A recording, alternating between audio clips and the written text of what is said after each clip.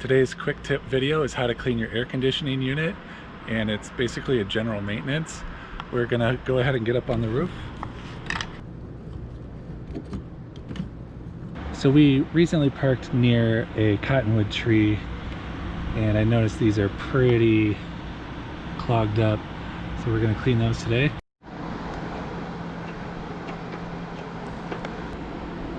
So we just took those 4 screws out. You just need a Phillips screwdriver, and now this cover should pop right off.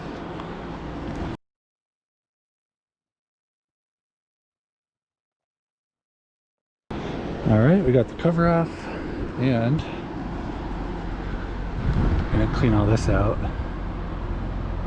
Now I have a really soft bristled brush. It's actually for a car wash, and I'm just going to use that to lightly go with the grain. And you want to be careful not to damage any of these fins. And it just depends on what is clogging it, on what you can use. That brush works pretty good on most things. So you can see it was able to use it once it was thinned out a little bit on this. Okay, I got that cleaned up pretty good.